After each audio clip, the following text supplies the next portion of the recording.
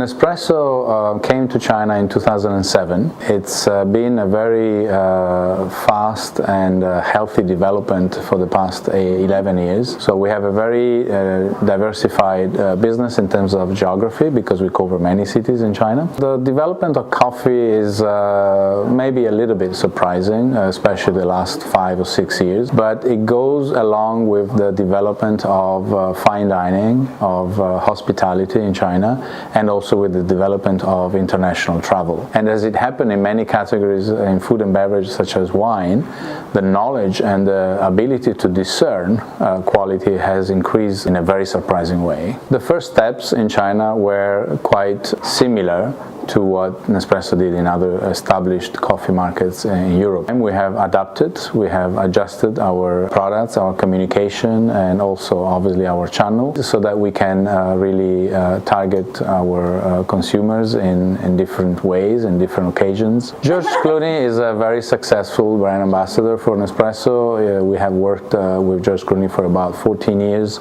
and we have George Clooney in China as well. Besides George Clooney, I think leveraging Chinese social media, as you know, the ecosystem is quite different in China.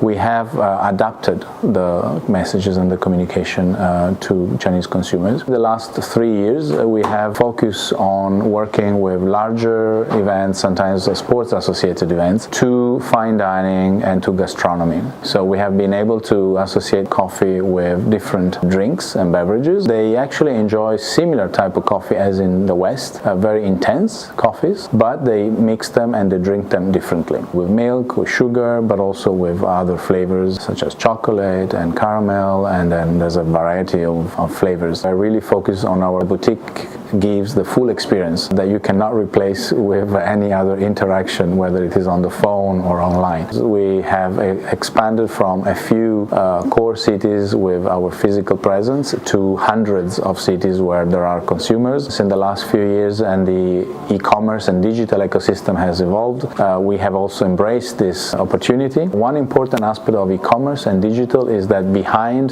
there are actually a lot of people who are helping these customers, particularly for the Nespresso brand experience. And that's why we have a 24 hours customer service and who are helping consumers really get the best. In 2016, we opened our Tmall flagship store.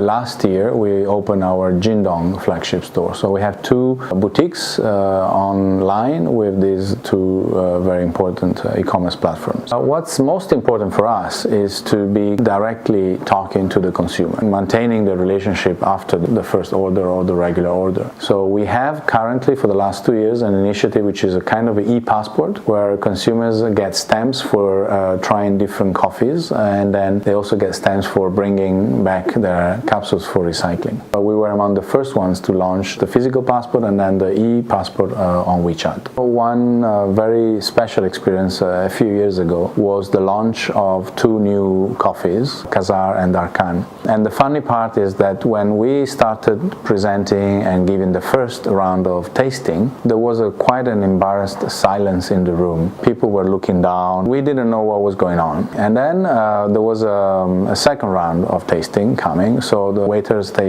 took milk and preparing for cappuccino and latte. And then we started people going from pale to colorful faces and opening up their eyes and starting talking and whispering, taking pictures and really enjoying the coffee. So we learned that although we had among the best qualities of intense coffees with Kazar and Arkan, the way we were proposing it at first was maybe not the best way for a Chinese consumer.